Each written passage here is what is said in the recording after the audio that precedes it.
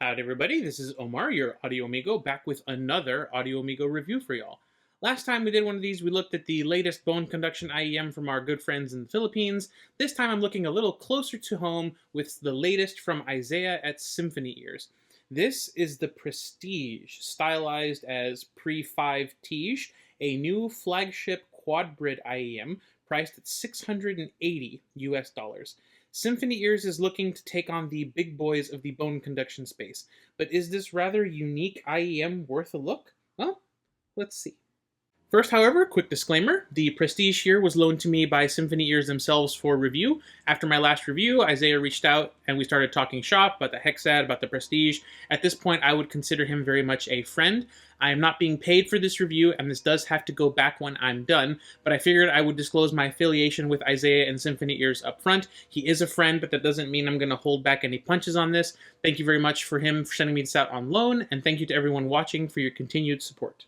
The unboxing experience on the Prestige is identical to the Hexad in that there's really not a whole lot going on here.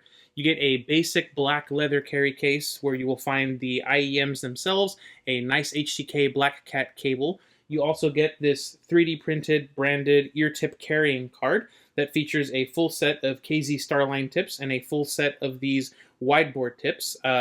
Pretty nice inclusion. I like the branding on the back here. The case itself is essentially a black version of the one that came included on the Hexad. You've got a little pouch up here for putting other things. The inside is relatively soft and shouldn't scratch your shells, and the crush resistance here is actually pretty darn good. It just caves in a bit in the center like things tend to do like this. The included ear tips aren't anything special. We'll talk about them a little bit later. They are rather important for this IEM. And overall, for a $680 IEM, this is a very sparse set of accessories. However, you have to remember this is an in-house, one-man operation. He's trying to keep bill of materials costs down, and I can forgive this sort of Spartan set of accessories, especially if all the cost has gone into the IEMs themselves. I already mentioned the cable, but let's take a closer look at it. This is the nice HTK Black Cat cable in 4.4 millimeter. It's quite nice. Nice HTK tends to make pretty good cables at a good price, and the Black Cat here is no exception. This is a 4-wire twist with a black plastic coating on the conductors. Feels a little rubbery in the hands, but in kind of a nice way. It feels very sturdy. It exhibits no microphonics. It lays relatively well. There's no real memory to it. It wraps nicely. The amp connector here has nice HTK branding on it and some rings for easier grip out of stubborn amps or players.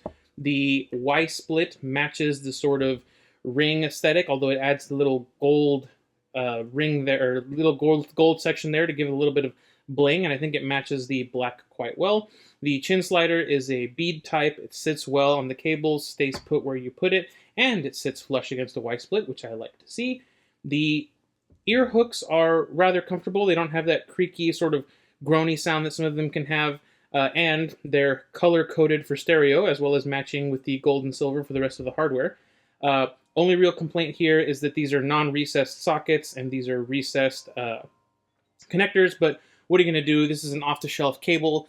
I'm not bothered by this cable on this IEM. The Black Cat is a nice cable. I'm a bit bummed that it's not a modular cable. I know Nice HTK does make some modular cables at this price point. The Black Cat is a fine cable. I'm not going to complain about it. Things like this, not having a bespoke cable is fine. It's a small company. I don't expect him to pay for a bespoke cable for a small production run like this. In terms of build and construction, the Prestige, like the Hexad before, it definitely has a bit of a hand-assembled in Oregon feel to it. You can see on the inside by the nozzle, you have both balanced armatures sitting right there. That is the magnetostatic tweeter. You get the big bone conduction driver right there on the inside where you can feel it in your ear. And then that is the dynamic driver hanging out there. The nozzles here, as you can see, are metal and are glued into place there with the individual sound tubes. There is no mesh filter over the top here, so watch out for debris or moisture here. Interestingly, if you look at those sound tubes I was mentioning earlier, unlike the Hexad, which had several Knowles dampers for tuning, there is not a single damper in the Prestige here, only electronic crossovers. As far as ventilation goes, I couldn't really make out a bypass tube or any ventilation tube for any of the drivers here, but I didn't get any driver flex and I didn't get any pressure buildup issues for us here, so That vent here by the 2-pin connector obviously is doing something. It didn't have any problems for me. Like the Hexad, you can make out the sort of passive components and the wires that he has used for the construction here. You can see that he has some passive components piggybacked on the balanced armatures there to do with the crossovers there. He's got some on the back of the magnetostat, and then you can sort of make out the crossover board that he has sitting up there. But yeah, lots of good micro soldering in here. While the shells aren't fully resin filled, they still feel relatively solid in the hands, and I would expect these to be about as durable as the Hexad were, and I haven't seen any reports of those breaking, cracking, or falling apart, so yeah, pretty good in terms of construction here. So I already looked at the drivers physically, but let's go ahead and look at them on the specs page. This is a 5-driver Quadbrid featuring a 10mm biofiber dynamic driver, a Sony 26UA balanced armature, a Knowles 33518 balanced armature, and a 7mm magnetostatic tweeter, as well as that massive 11mm bone conduction driver that we saw in the shells. That arrangement is split up by a custom crossover network, as we saw, and as a result, this does change sound when you use a higher output impedance source or impedance adapter. We'll talk about that later. Despite that, though, these are not all that difficult to power. I had no issues with any of the sources in the description of the video, and really anything with a low output impedance and decent power should be enough to power these. Weight is down compared to the Hexad, with these coming in at less than 6 grams per side. The Black Cat cable, however, is heavier and adds to the overall weight, making the complete package heavier overall compared to the Hexad. The nozzles are 5.7 millimeters at their widest point, which makes them below average in terms of size, and overall the size and shape of the Prestige isn't too crazy. Specs are interesting due to the driver configuration here. Love seeing branded drivers, especially on a more boutique IEM like this, but overall it's nothing out of the ordinary in terms of drivability. Now it's time for the cool wall, and while the clear shells with all of the hardware and componentry on full display might not be for everybody, y'all know by now that I'm a big fan of this sort of thing. I like seeing the way the sausage is made, so to speak, seeing the connector and all the soldering work that he had to do. I'm generally a fan of that. Unlike the Hexad and its stabilized wood, the Prestige is going for more of a geological look. We've got what look like geode patterns inlaid into the shells here. We've got a bit of glitter there. This might be stabilized wood. I'm not 100% sure. It looks pretty nice. It might not be as obviously pretty as the stabilized wood, but generally I really dig these, and I think these are pretty darn cool. And that's exactly where these are going to go. Cool. I think these are pretty good-looking IEMs, and I think that they're unique enough in overall shape and design to stand out amongst all the other resin-shelled IEMs, especially at this price. So yeah, rating it cool, pretty good there. When I showed the Council of Ladies the Hexad, they weren't super for or against it, so let's see what they have to say about the Prestige here. And we're not off to a great start. Only lady number 3 thinks that these are pretty at all, and she's also the only one willing to talk about or compliment these to you should you wear them out and about. Interesting take, honestly. A lot of the ladies are fans of sort of geological type designs, and I thought they honestly would like these. Looking at their thoughts, however, it looks like the overall colors and design of the faceplates leave a little bit to be desired, even if there is some positivity to the overall handmade quality of the Prestige, which I generally will agree with. Not every design is for everybody. Being a small boutique maker like this, I'm sure you can ask Isaiah to cook something up for you in terms of the faceplate, and he'd be happy to oblige. But, you know, that said, this design that I have here didn't go over too terribly well with the Council of Ladies. When it comes to comfort, the Prestige adopts a semi-custom design, as you can see by this little wing here and this little valley in between it and the nozzle. There isn't too much of a bulge going on here on the side. I think that's to help the bone conduction driver transmit as much of the vibration to your ear as possible. There wasn't really any issues for these with me in terms of comfort. The small nozzles and the light weight meant that I had no problems in terms of comfort. I was able to wear these for hours of listening at a time with no issues at all. My wife, on the other hand, did struggle with these a bit. She said that these did fit her better than the Hexad, but she still ended up giving these a grade of bad on the tiny ears test. This overall shape just didn't fit in the space in her ear. She did manage to form a seal, but it failed very quickly with any speech, laughter, or any semblance of mouth movement. She just wasn't able to maintain that seal for any appreciable length of time. If you have tiny ears, I would maybe see if there's an audio show near you where someone has a pair of these for you to sample before you buy these. They might not work for you if you have small ears. So before we jump into the pure audio section, we'll need to discuss two important things here. The first, as usual, is the bone conduction effect. Like with the Aegis and the Legion and some of the other IEMs here, these do have a bit of springy tonality when you tap or touch the shells. I got the same thing on the Aegis here and on the Legion. It's just a side effect of having this type of driver in these shells. It is lessened compared to some of the more affordable budget bone conduction IEMs. It's kind of like the Aegis or the Legion where it feels a bit more premium when you tap it. It's not as hollow sounding. I was worried because of that of the same springy wooden artifacting on the cheaper IEMs or the slightly off timbral nature of these two. But surprisingly, no. Talking, throat clearing, listening to spoken word, there were no issues with these at all. There was maybe a very slight echoey effect when I was talking at very loud volumes, but it was a very uncommon occurrence. Even more interestingly, the bone conduction effect on these is almost on the level of the Aegis and the Legion. That is to say, you get quite a lot of tactile, rumbly, buzzy sensation that you feel in your ears with these, very similar to the Aegis and the Legion here. However, does this have the same timbral sort of downsides that these two have? And the answer, honestly, is no. The Prestige here is the cleanest, most natural sounding bone conduction timbre I have ever heard on a bone conduction IEM. One of my go-to testing songs for this sort of hollow, wooden, like fake sounding texture is Todoroki Hajime's Bancho. For some reason, however the first couple of bass drops on that song are produced, they always tend to bring out wooden, hollow, springy tonality in bone conduction IEMs. It feels a bit off on both of the Flipears IEMs, and it sounds absolutely awful on something like the KB02 or the Plutus Beast.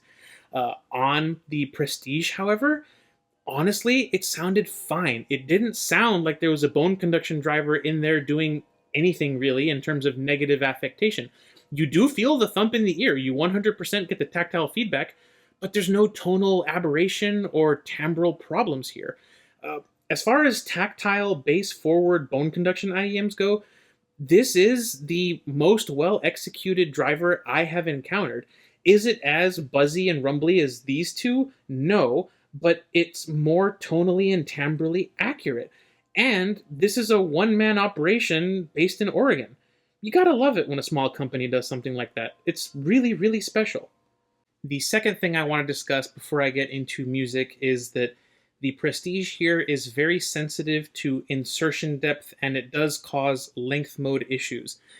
As I mentioned earlier, Isaiah purposefully didn't put any dampening on any of these drivers because he wanted to showcase the absolute technical performance and incision of these BAs and that magnetostat without any compromises. And that's awesome, and that definitely happens here. However, this is one of the few IEMs that has given me a very fatiguing length mode issue in the treble. Now, SymphonyEars does acknowledge this, and Isaiah recommended that I listen with these stock widebore ear tips that he included. That did help a lot, but it didn't feel right to me. So I did what anyone would normally do, is I went tip rolling. Tried a whole bunch of tips because my standard Spinfit W1 testing tips just clearly weren't working for me here. Fortunately, I came across a winning combo. I'll go ahead and pull up a screenshot of the treble section of the graph here. I did graph a couple of the tips that I thought were most interesting here on the Prestige. But the ones I settled on for my listening tests were the Final Audio Type E Clear Red tips. These kept some of the sparkle that I had on the W1, some of that incision, some of that technical performance, but it did smooth out the treble response to something that was much more enjoyable for me. I flat out loved these Final Type E Clear Red tips on this IEM. What that does mean is, unlike past reviews, and I can say this, every single review I've ever written has been listened to on Spinfit W1s. These impressions that you're about to hear were collected with Final Audio Type E Clear Red tips, as I felt that these sounded the best to me. Just be aware, I did try a lot of other tips, Dunu Candy, Penon Liqueur Orange, Render and Spring tips, Divinus, both wide and standard. I tried Elitech Baroque, as well as the BGVP Exquisite, Radius Deep Mount, and Dunu SNS. And yeah, Final E Clear Red were the winners. So just keep that in mind as I talk about my listening impressions, is those were the tips I used here. Alright, so as I mentioned earlier, the Prestige is fully what I would call a fun bone conduction IEM, but it comes with nearly no drawbacks, especially in the bass where I typically test this the most. Tiesto's collaboration Boom with 7 sounds incredibly fun, very bouncy, just like on the fun bone conduction driver IEMs, but here there's none of that hollow, wooden, sort of springy tonality to the lower end drops. It's a very fun replay, and I don't feel like the bass gets overpowering or overdone at any point. It's very palatable, very fun.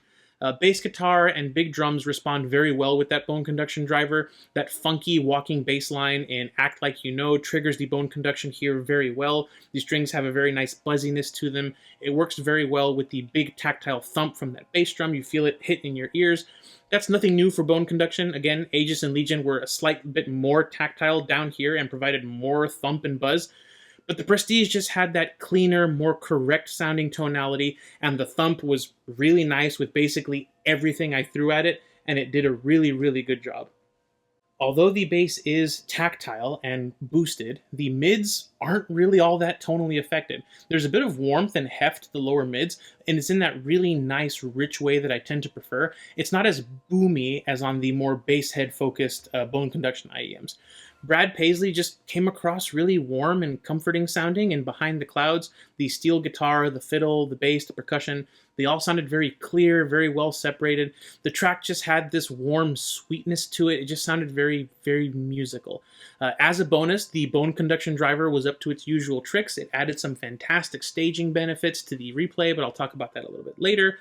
Female vocals, another very strong point here. They're not extremely emphasized or forward, but they also aren't negatively affected by the bass or the bone conduction in any way. Otto's intense, excitable vocals in Show sound exactly how I expect them to. Her yodels, her screaming, the purposeful way she makes her voice break, it's all here. There's no husky or warm tonality from the bass. There's no unnatural thinness or nasalness from the upper mids.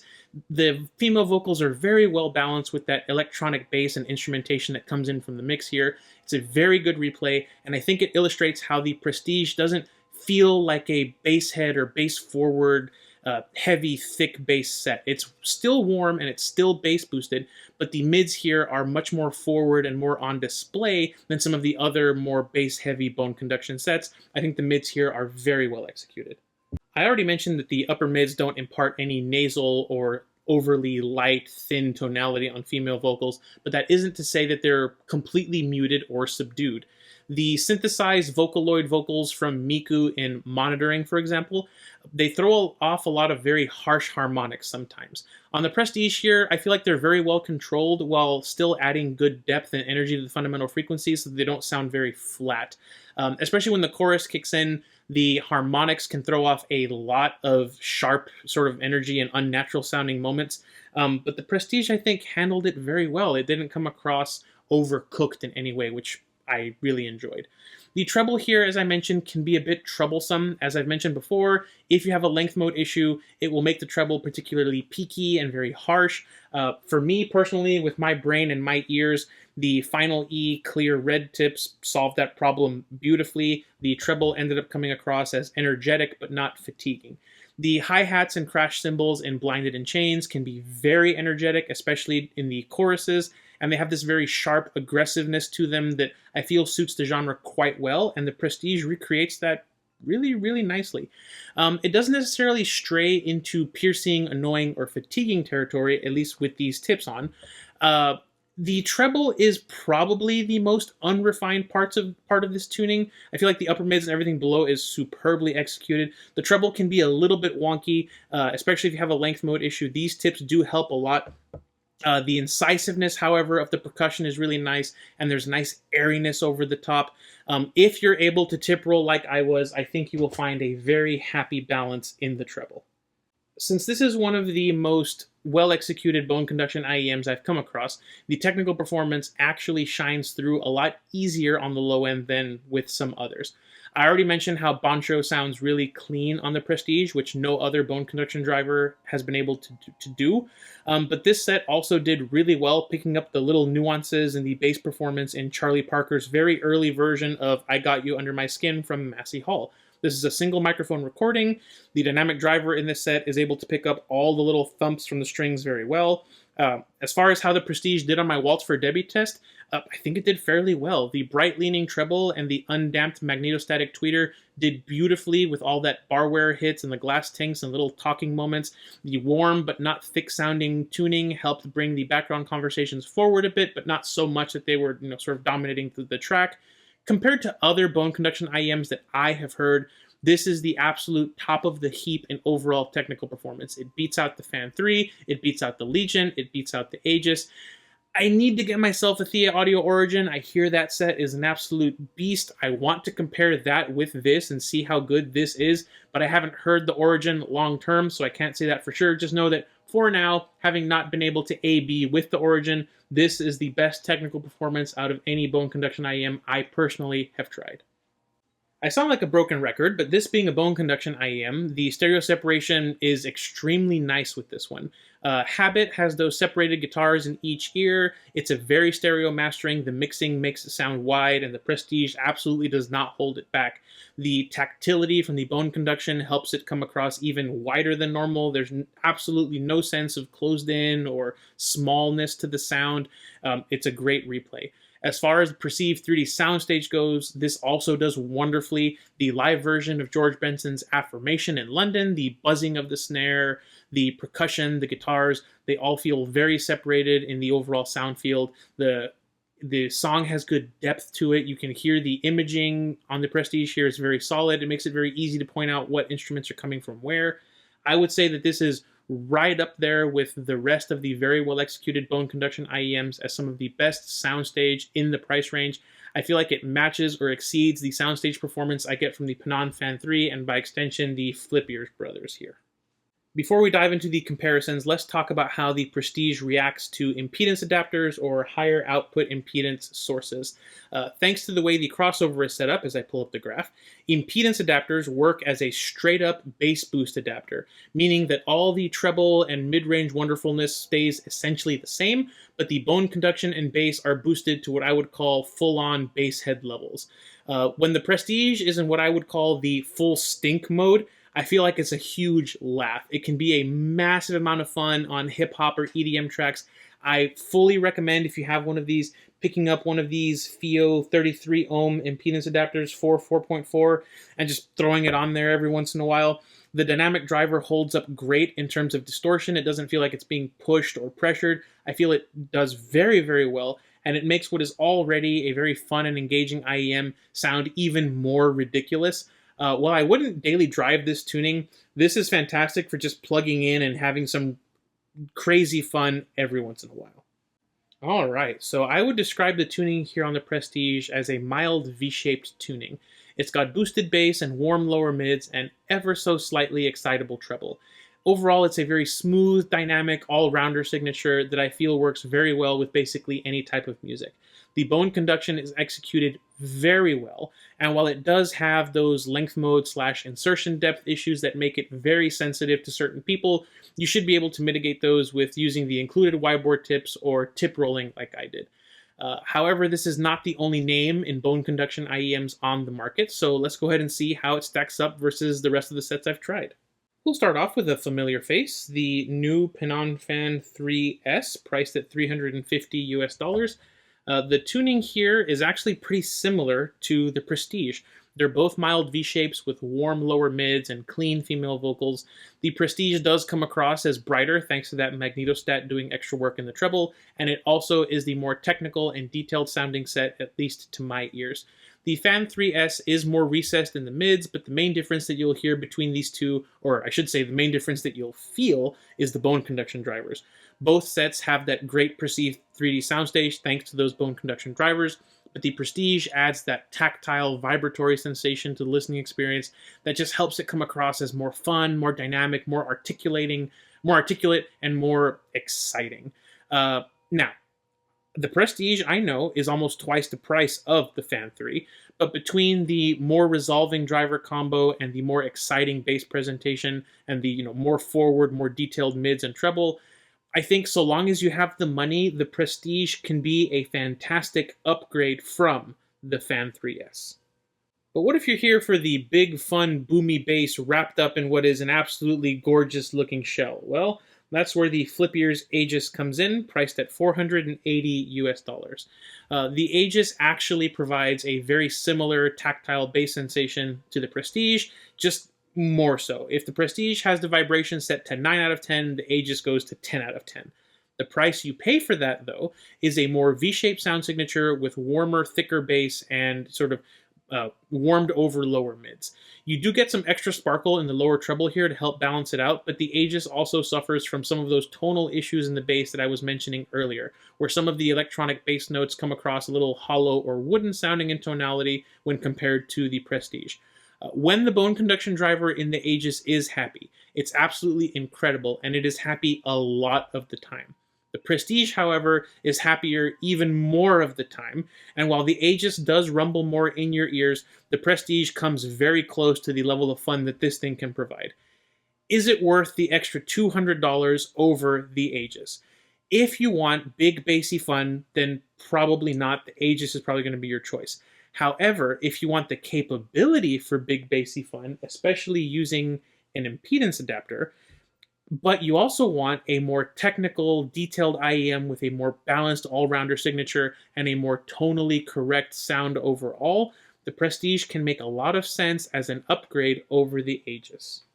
Jumping up in price, we come to the upgrade over the Aegis, the $850 gorgeous-looking Legion from Flipears. Compared to the Prestige, it's honestly a very similar story to the Aegis. The Legion will give you more tactile bone conduction. It's a more fun bass presentation. It is, however, a more V-shaped sounding set with more recessed mids, and let's be real here, more beautiful shells, packaging, and everything else that comes with it, like with the Aegis. The Legion adds in a electret tweeter, which makes it more resolute and more technically performant compared to the Aegis, but I did find in my A/B testing that this still can't quite match the resolving power that the Prestige here is packing. Partially it's the tuning, partially it's the driver combination. The Legion, like with the Aegis, however, is more tactile, more fun, it's more engaging, and if what you want is that big, boomy, fun bass head sound with a bit of sprinkling of technical performance wrapped up in those gorgeous Kronos shells, this is a solid choice. However, I think that the Prestige, especially with the bass adapter potential, and its more balanced stock tuning with its more detailed sound, I think is a very compelling alternative for $170 less than this. Like with these two, I don't think these two IEMs are strictly competing with each other. They're going for very different crowds. Bass heads, people looking for something stylish, fun, are going to flock towards the Legion for good reason. On the other hand, people who are looking for a more tonally correct all-rounder set, maybe on a bit more of a budget, will definitely be heading towards the Prestige and maybe picking up one of these for some sometimes fun. Speaking of all-rounder IEMs, though, this IEM I'm going to bring in does not have a cable tie on it.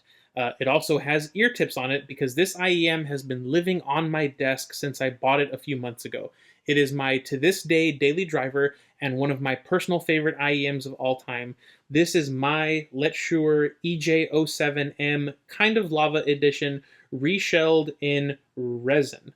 Back when the Kind of Lava was still available, it was $670 new, and then you had to send this away to Letshuoer for them to reshell it for an additional $160 US, bringing the total to $830.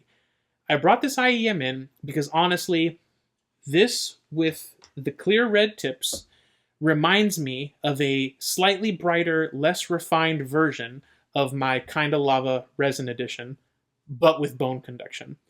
I personally feel that if this didn't have bone conduction, this would basically be, we have Kinda Lava Resin at home, where the general sound is similar, but the resolution, the smoothness, the technical performance, the maturity of the sound just isn't up to snuff to the more expensive set. However, the bone conduction here makes it a meaningfully different experience. that extra touch of tactility on the Prestige makes it stand out in a very good way. And the way that it reacts to impedance adapters means that it has a hidden bass head potential that the Kinda Lava just doesn't have, even if you use an impedance adapter on this. Don't get me wrong, the Kinda Lava is still more technical, more resolving, smoother, more refined, just wonderful. But man, the Prestige gets pretty darn close to that sound, and the extra fun factor that it brings with that bone conduction driver and the bass head potential with impedance adapters makes it a very interesting alternative.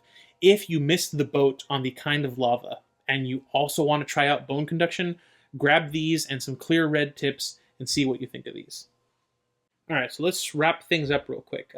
If you want to dip your toe in a more expensive bone conduction IEM, you're tired of dealing with all the horrible issues of the budget sets, you want Soundstage benefits with none of the drawbacks, the Penon Fan 3 I think is an excellent choice at $350, so long as you're not specifically looking for that tactile or buzzy, bass experience. If you do want the full-on shaking in your ears, bass head, vibratory in-ear sensation, the Aegis and its gorgeous shells with amazing accessories is here with a really good tuning. It does have a bit of tonal or timbral issue with some bass notes, but I don't find that it ruins the presentation, and this is a whole lot of fun. If you like the Aegis, but you listen mostly to instrumental music and you want an upgrade in technical performance, the Legion is here for you with the same packaging, the same gorgeous shells, just more technical performance, a bit less of an emphasis on female vocals, and a bit more buzziness and a slightly warmer sound compared to the Aegis. Both of these are fantastic options. Next up, I think if you email Letshuoer, they might be willing to build you a EJ07M Kinda Lava Resin edition. I haven't reached out to them personally. I don't know what that cost would be, but I'm assuming it would be in the neighborhood of $800-ish. If you can get one of these, though, they are something legitimately special. They work with everything. They sound and look gorgeous. However, if you want this with tactile bone conduction from the Flipears, and you want the soundstagey correct tonality of the Fan 3, well, as long as you're willing to give up a little bit of treble refinement and have it be a little bit peakier with some potential length mode issues, the Prestige, honestly, makes a lot of sense. It's really the best of all the worlds here, so long as you can deal with that insertion depth issue. And that leads me rather neatly into the Audio Amigo Arbitrary rating scale. I'm going to preface this by saying that all bone conduction IEMs react differently in everyone's ears. Some people don't feel the sensation at all. I am fortunate enough that I can feel the tactile vibration that IEMs like the Flipears and the Prestige can provide. I legitimately do think that the Prestige is special. This combination of technical performance, tonal correctness, and bone conduction tactility is something that I personally haven't experienced in a bone conduction IEM. I know there are more expensive options, the Thea Audio Origin, maybe the MEST Mark II.